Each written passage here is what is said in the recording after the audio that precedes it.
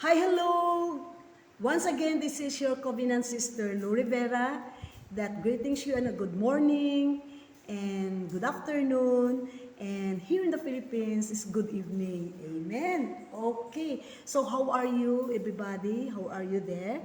So, um, tonight, we'll be having our devotion for we are still in the woman thou art healed and whole.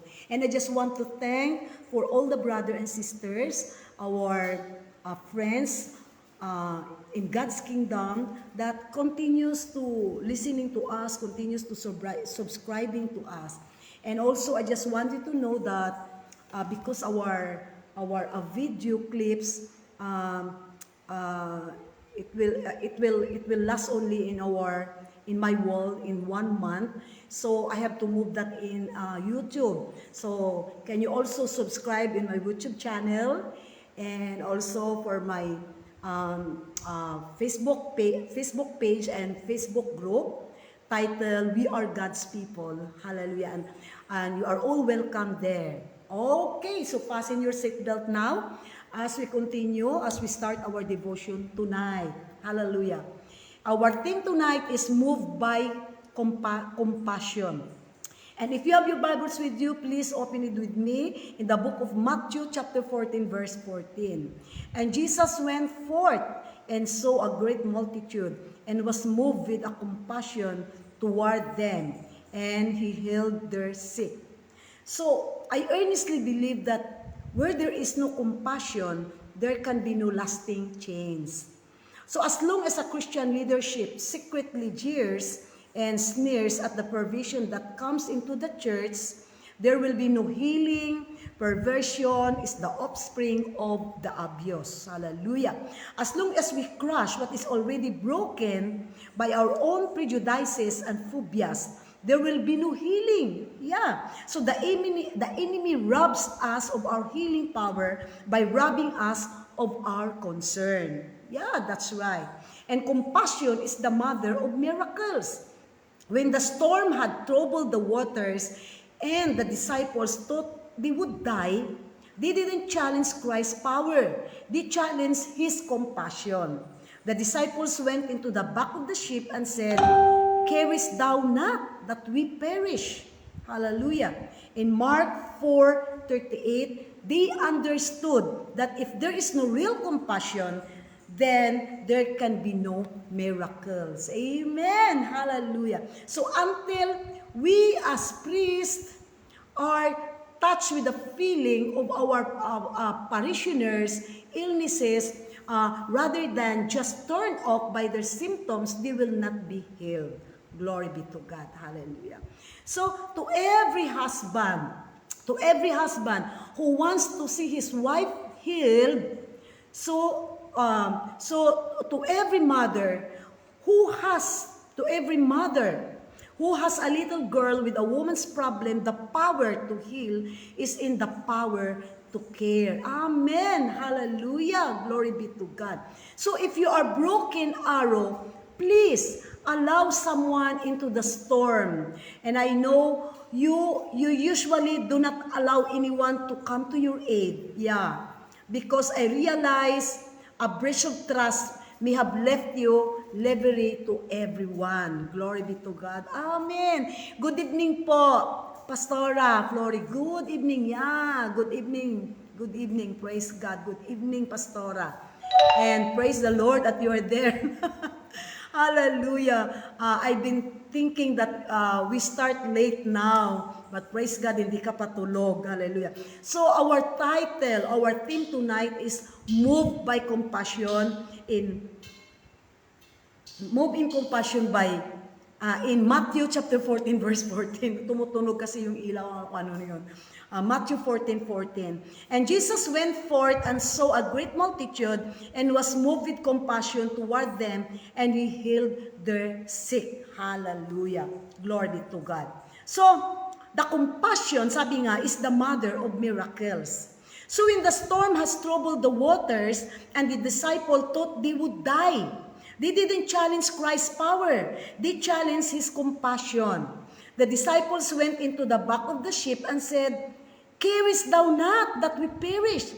That is in Mark chapter 4 verse 38. They understood that if there is no real compassion, then there can be no miracle. Hallelujah. So until we, as priests, are touched with the feelings of our parishioners, illnesses, rather than just turned off by their symptoms, they will not be healed. Glory be to God. So to every husband who wants to see his wife healed, sa bawat asawa na nais na makita ang kanilang mga asawa ay napagaling, asawang babae ay gumaling. And to every mother who has a little girl with a woman's problem, the power to heal is in the power to care. Lalo na sa mga ina na may mga anak na babae. Sabi nga. So meron yung mga woman's problem. So the power to heal is in the power to care. So if you are a broken arrow, please, sabi ko nga dito kanina, if you are a broken arrow, please allow someone into the storm. I know that usually do not allow anyone to come to your aid.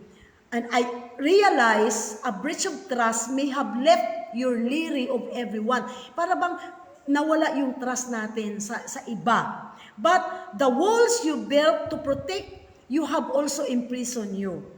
So, kaya binabakuran natin ang ating buhay. Ayaw natin mag-share ng mga problem natin sa iba. But, sabi nga, but the walls you built to protect you have also imprisoned you. Kaya yung akala mo yung bakod na ipinatayo mo para maprotektaran ka, iyon din mismo ang kumukulong sa iyo. So the Lord wants to lose you out of the dungeon of fear. Kung minsan nandun tayo sa puro takot ang ating naramdaman. The Lord wants to lose you out of the dungeon of fear. He does care. And we care, hallelujah. No one would take ours away from themselves and from their family, praying for you, my dear brother, sister. No? Preaching to you. Wala pong tao na magugol ng kanyang oras sa panalangin para sa iyo o para mag-preach, mag-share ng word ni God para sa iyo, or even writing this to you, o kaya naman isusulat ang mga ito para sa iyo. If they didn't care. Hallelujah, that's right. Hallelujah, amen.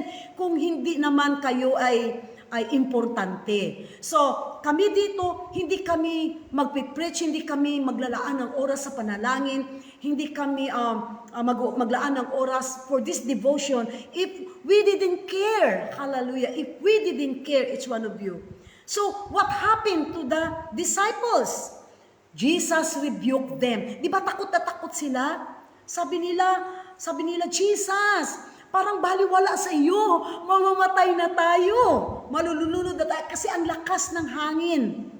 And what happened to the disciples? Jesus rebuked them. How could they have thought that the God who rode with them in the storm didn't care about the storm? Yeah, hallelujah. Paano nila inisip na ang Panginoong Hesus ay kasama nila doon sa bangka na yon? At para bang itong kasama nilang si Jesus ay walang pakialam.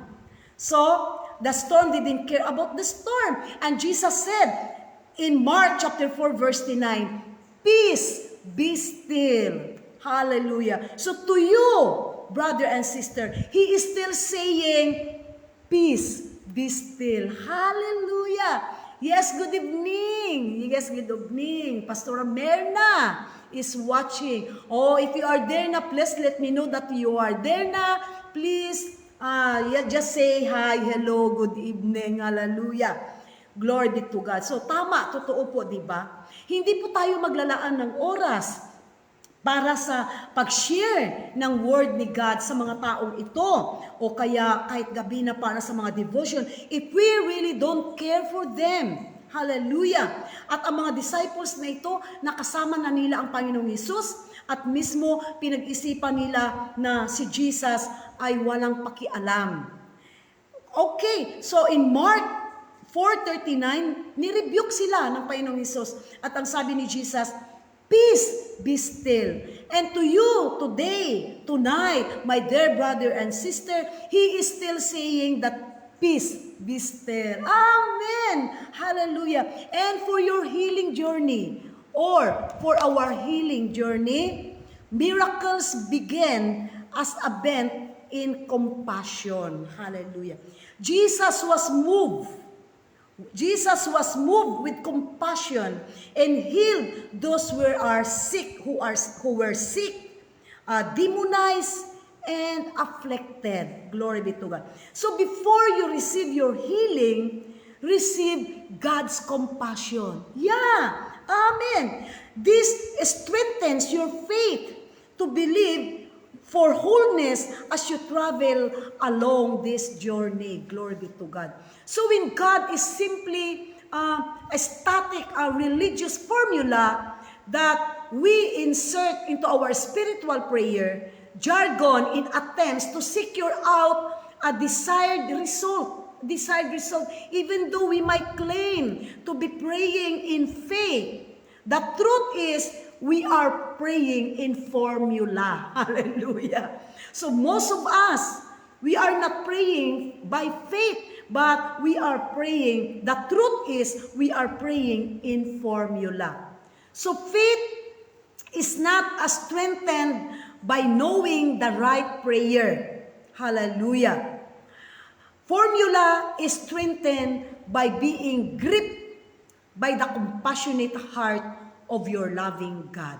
So when you are convinced that God loves you, is for you. Amen. And it's moved with compassion to heal your infirmity. Remember that woman, 18 years, that she is having that infirmity, crippled, and Jesus right away healed that woman. So, and is moved with the compassion to heal your infirmity, you will be strengthened along the journey. Amen. So no matter what the circumstances come your way, or how long you perceive delay is, you remain grounded in the steadfast love of God. Yeah, that's right. Kung minsan iniisip natin na parang delay, iniisip natin ang tagal, iniisip natin ang tagal naman ng healing, ang tagal naman ng sagot ng panalangin. No matter what circumstances comes your way or how long it perceived delay, is you remain grounded in the steadfast love of God. So you know that healing is coming. Amen. Because healing flows out of His unchanging nature as a good God. Because His nature is a good God. As a good God who abounds in compassion. Amen. Glory be to God. That's why here in the woman thou art healed and whole, we can experience the freedom from the pain of your past. Kasi nga, maraming mga babaeng that they are not enjoying the full and satisfying life because they still imprison of the pain of their past. Yung mga sakit na mga nararamdaman noong mga past ng noon pa ay yun pa rin ang kinukulong ka pa rin doon. But it's time to get free. Yeah, I mean, that's right. And live free. That's why here in the woman thou art healed and whole, we share words of encouragement, that will heal your soul and liberate your heart. Glory be to God. Okay, so even though that you have already received God's forgiveness, but it's time for you to start walking into the healing and wholeness He has made available for you, my dear sister, my dear brother and sister out there, lalo na po sa mga babae.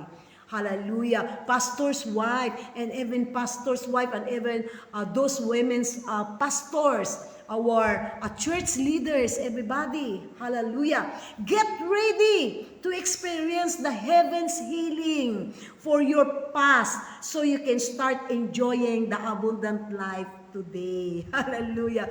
Glory be to God. Hallelujah. So, marami kasing mga babaeng nakausap ko dito lang sa church natin, mga young people, mga kabataan, that maybe ikaw din, maybe you have experienced trauma abuse, mga destructive relationships, betrayal, pain from poor decisions, mga unforgiveness, guilt or shame. These are the prisons that are constantly looking for souls to claim and restrain. Hallelujah! Glory be to God. Amen. That's why ang ating pong woman thou art healed and whole, malapit na po itong matatapos. Okay, so hindi lang naman po ito sa mga babae. That's why I'm always saying that you should invite your husband, invite all the men in your family. They are all welcome in this community. Yeah, you can invite all of them. Okay, good evening po. Good evening. Amen. Hallelujah. Our brother from Otaytani, Thailand. No? Nanonood siya. Okay, praise the Lord. Sawadika, brother. Sawadika. And I'm hoping that you are healed now kasi nagkasakit siya. Just continue to pray for your healing. Yeah. Amen. Sawadika. And kabkan ka, brother. Kabkan ka that you are there, no? Sawadika is hi, hello. And kabkan ka is thank you. Yan lang po ang natutunan namin when we have our mission in Thailand last April 1. And we've been praying that we can have that mission again. Hallelujah.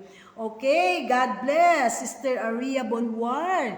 Yeah, God bless Sister Aria. Maybe you are now in, nasa ano ka na ngayon? Nasa Malaysia. Yeah, kasi mag-aaral siya doon. She is our interpreter. God bless Sister Aria Bonwar and congratulations. And also for Brother Tong and his wife Oy. And Sister Sokon. God bless po sa inyong lahat.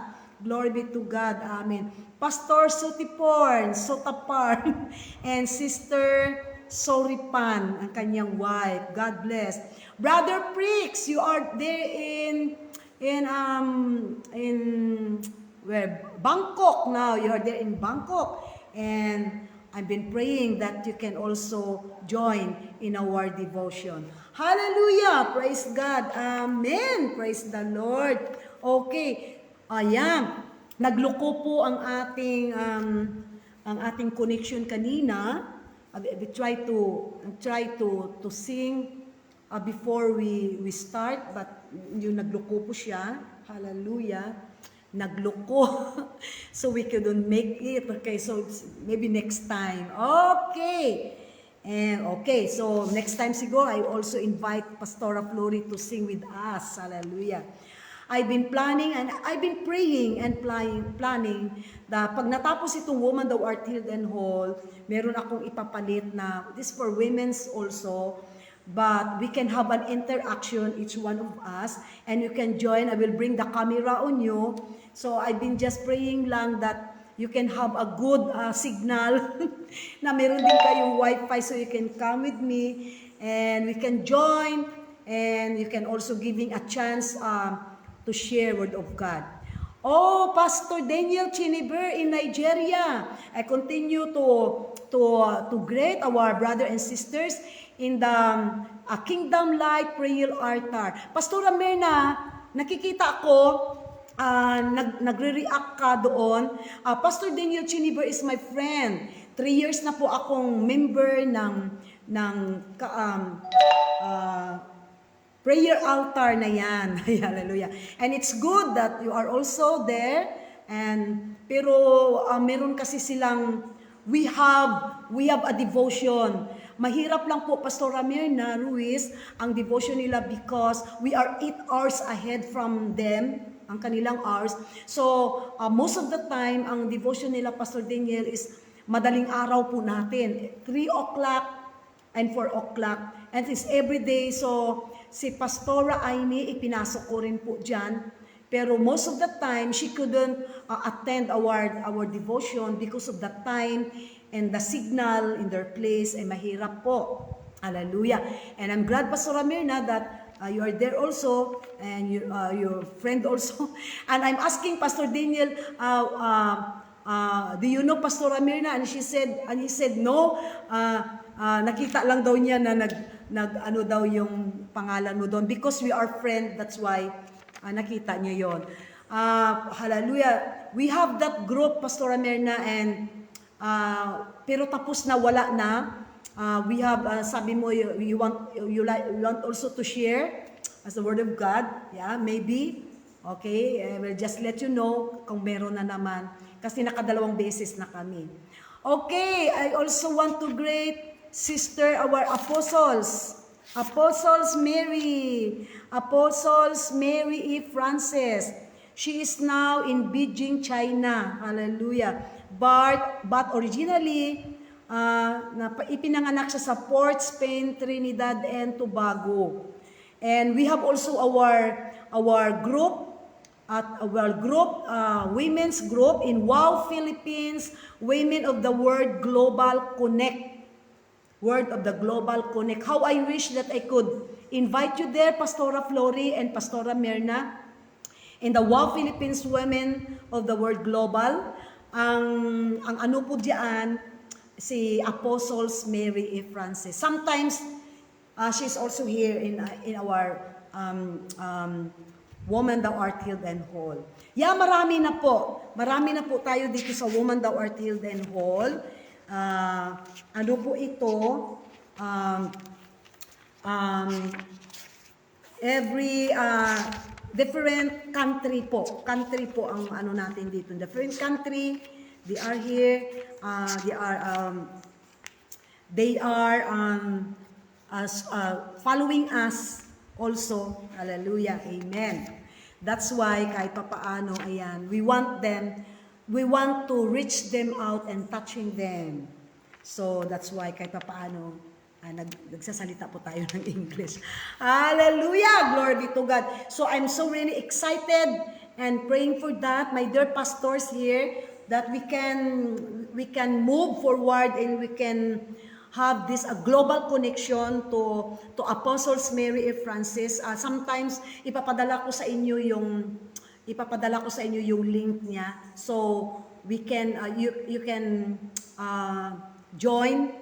Marami kasi meron siya sa WhatsApp, kasi kaya ang sabi ko sa kay Pastora Merna, si Pastor Daniel Chiniber po sa Nigeria, we have a WhatsApp.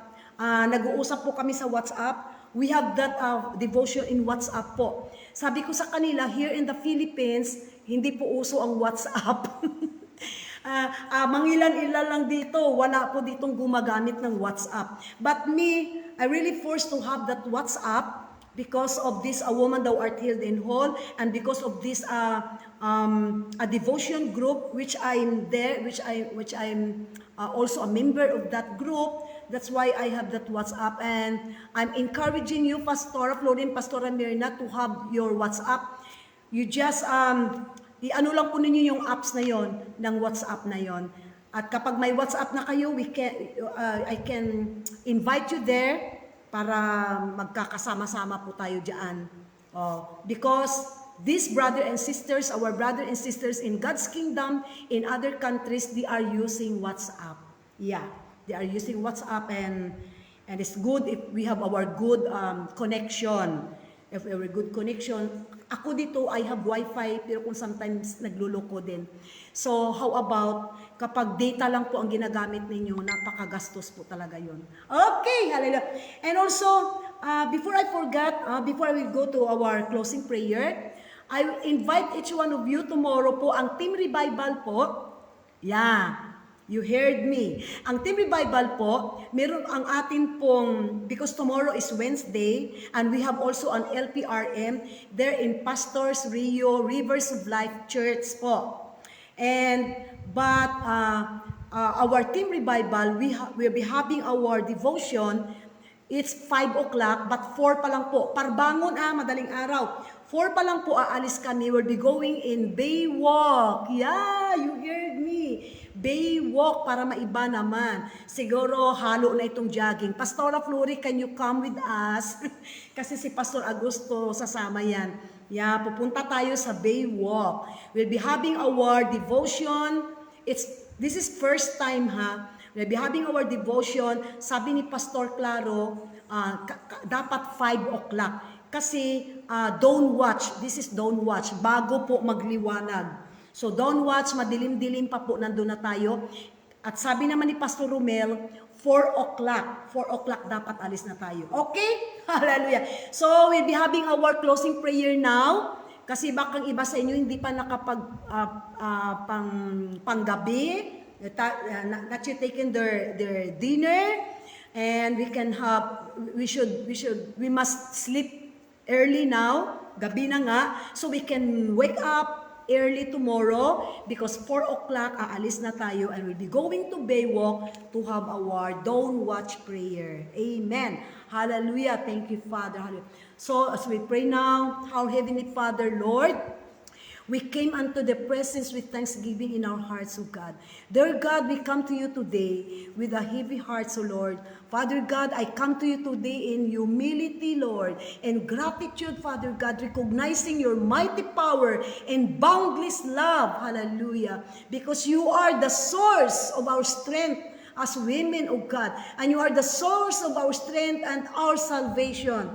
In moments of weakness, O God, we find solace in your unwavering presence, knowing that you're always there in our side. Dear God, we come to you today, seeking your strength and courage to face the challenge that lie ahead. As women, we face many obstacles and hardships, Lord, but we know that with your help, we can overcome anything. I pray, Father God, for women everywhere to have a solid, unshakable faith in you. Give us confidence, Lord, in your word as we trust in you each day. Hallelujah. Though we do not see how the path before us will unfold, Lord, help us to follow your direction and to put our hope in you. In Jesus' mighty name, who is the author and the finisher of our faith, this all we pray. Amen. Hallelujah. Amen. Praise the Lord. Amen. Sa sinabi ko po, hindi ako nakaawit ngayon. We tried that kanina pero naputol. Naputol. Ayaw ko nang mag-try uli. Baka maputol, naka-live pa naman tayo. Hallelujah.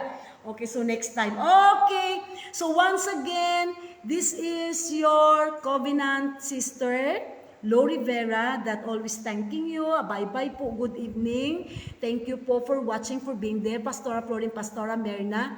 Oh, Sister Pastor, Pastor and Brother, yeah, pero hindi po kayo nagpakita. Hallelujah. Thank you everybody and good evening po and good night po. And see you tomorrow there in Baywalk for our Team Revival prayer and for the LPRM there in Pastor Rio Church. Okay, so hugs and kisses. Bye-bye. Love you, brother and sister. See you.